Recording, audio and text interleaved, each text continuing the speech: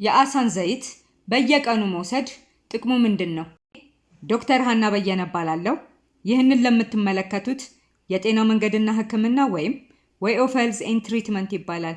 የአሳ ዘይት የስብ አይነት ሲሆን ከአሳና በባህር ውስጥ በሚገኙ የባህር ምግቦች የሚገኝ ዘይት ነው። የአሳ ዘይት ከልብና ከስትሮክ በሽታ ይከላከላል። በተጨማሪ ከፍተኛ የሆነ ኦሜጋ 3 ፋቲ አሲድ ወይም ስብን ስለሚይዝ ለሰውነት ተስማሚ ነው። የአሳ ዘይት ጥቅሞች ብዙ ናቸው።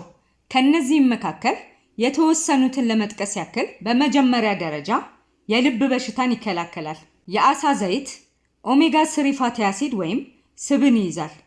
3 አይነት ኦሜጋ 3 ፋቲ አሲድ አይነቶች አሉ። ይኸውም ዲኤችኤ፣ ኢፒኤ፣ ኤኤልኤ የሚባሉ።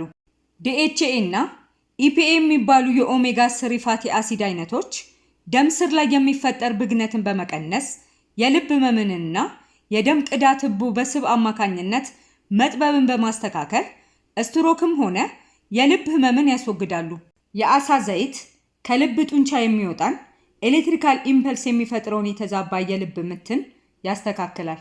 ሰዎች ከፍተኛ ትራይግላይሴራይድ ወይም ስብ በደማቸው ውስጥ ሲገኝ የአሳ ዘይትን በየቀኑ ያለማቋረጥ ቢወስዱ በደም ውስጥ የሚገኘው ትራይግላይሴራይድ 50% ከመቀነሱ ባሻገር ጤነኛ ህይወትን እንዲመሩ ይረዳቸዋል። በሁለተኛ ደረጃ የአይምሮ ስራን ይጨምራል።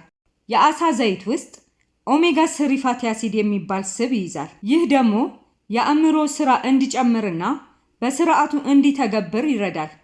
የአሳ ዘይት በእድሜ መጨመር ምክንያት ሆነ በሌላ የሚመጣ የመርሳት ችግር ወይም በሽታን ያስወግዳል። የመርሳት ችግርን የሚያስወግደው አሳ ዘይት ውስጥ የሚገኘው ዲኤችኤ እና ኢፒኤ የሚባሉ ኦሜጋ 3 ፋቲ አሲድ አማካኝነት ሲሆን የአይምሮ ጤንነትና እድገትን ስለሚያስተካክል ነው። ሰዎች ኦሜጋ 3 ፋቲ አሲድ በበቂ ሁኔታ መውሰድ ካልቻሉ አስተሳሰባቸውም ሆነ አመለካከታቸው ይቀንሳል።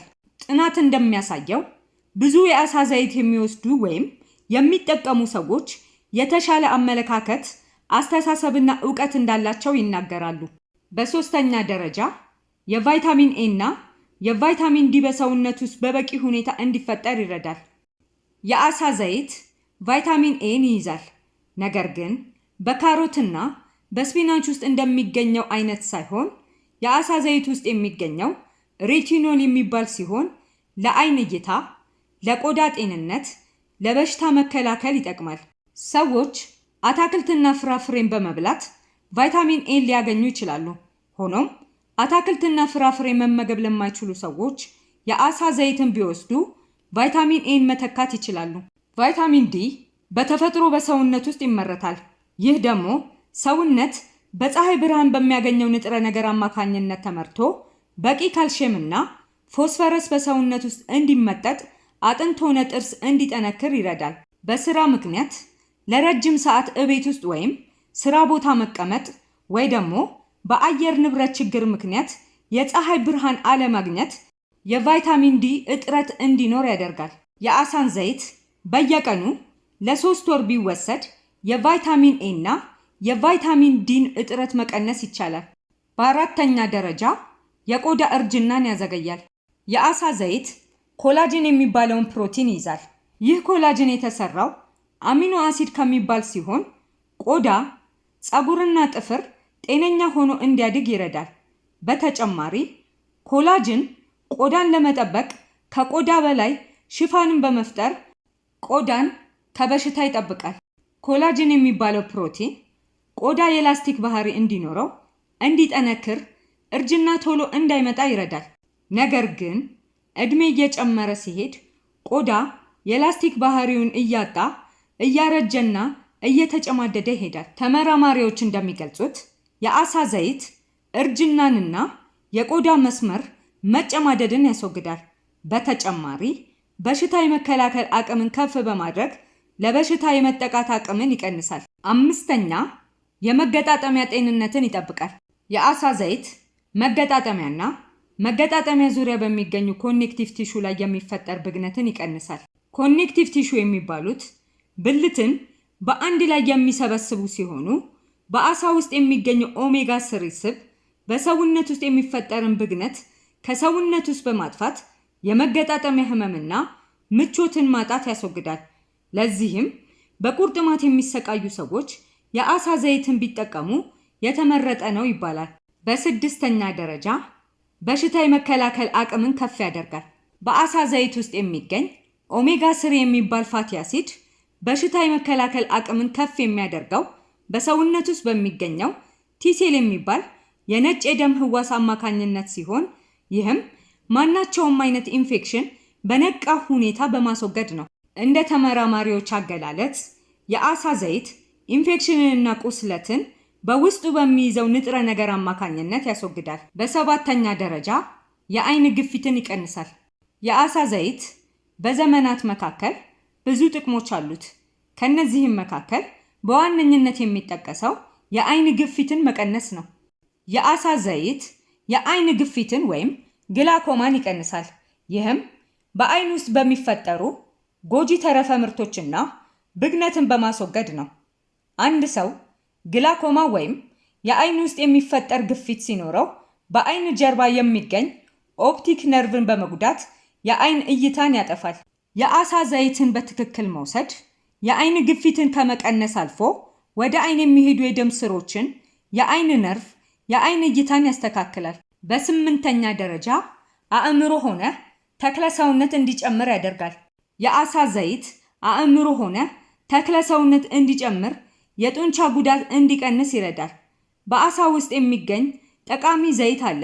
ይህ ደግሞ የነርቭና የአእምሮ ህዋስን ይሰራል። አንድ ሰው የኦሜጋ 3 ፋቲ አሲድ ወይንም የአሳ ዘይት እጥረት ሲኖረው በቂ ኦክሲጅን በሰውነት ውስጥ እንዳይኖር በበቂ ሁኔታ እንዳይዘዋወር ያደርጋል።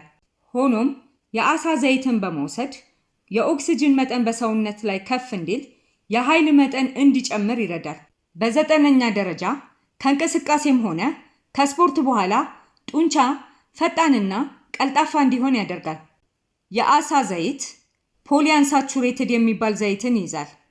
ይህ ፖሊአንሳቹሬትድ የሚባለው ዘይት በሰውነት ውስጥ የሚፈጠር ብግነትንና ከየአቅጣጫው የመጣን ህመም ቶሎ እንዲድን በማድረግ ሰውነት ጤነኛ እንዲሆን እንዲሁም በጤንነት እንዲቀጥል ይረዳል።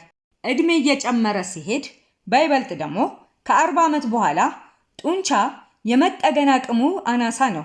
ሆኖም እድሜያቸው የገፉ ሰዎች የአሳ ዘይትን ቢወስዱ ጡንቻቸው ከመጠገኑ ባሻገር ብግነትን ይቀንሳል። ከእንቅስቃሴም በኋላ ጡንቻ እንደገና እንዲሰራ ይረዳል። በ10ኛ ደረጃ ሴሮቶኒን የሚባል ኬሚካል እንዲጨምር ይረዳል። ሴሮቶኒን የሚባለው ኬሚካል መልእክት ከአንድ የአእምሮ ክፍል ወደ ሌላ እንዲዘዋወር የሚረዳ ነው። በተጨማሪ ሆርሞን ስለሆነ የሰውነት እንቅስቃሴና ስራን፣ የምግብ ፍላጎትንና ሙድን ወይም ባህሪን ያስተካክላል። ሴሮቶኒን በበቂ ሁኔታ በሰውነት ውስጥ ሲኖር ጭንቀት፣ ውጥረትና የማይግሪን በሽታን ያስወግዳል። በተጨማሪ ደግሞ የእንቅልፍ መዛባትን ያስተካክላል። አንድ ሰው የአሳ ዘይትን በየቀኑ ለ3 ወር ቢወስድ የሴሮቶኒን ሆርሞን በበቂ ሁኔታ እንዲለቀቅ በማድረግ አእምሮ በትክክል እንዲሰራ ይረዳል። የአሳ ዘይት ውስጥ ኦሜጋ 3 የሚባለው ንጥረ ነገር ስለሚይዝ በምንመገበው ምግብ በየቀኑ ብንወስድ ከበሽታ ነፃ እንድንሆን ይረዳናል። እንግዲህ ለዛሬ ይዤላችሁ የቀረብኩት ይህንን ይመስል ነበር። አስተማሪ ይሆናል ብዬ አስባለሁ። ጥያቄ፣ ሐሳብ፣ አስተያየት ካላችሁ በሐሳብ መስጫ ወይም በቴሌግራም ግሩፕ ላይ አስቀምጡልኝ። ላይክ፣ ሼር፣ ሰብስክራይብ ማድረግ እንዳትረሱ። አመሰግናለሁ።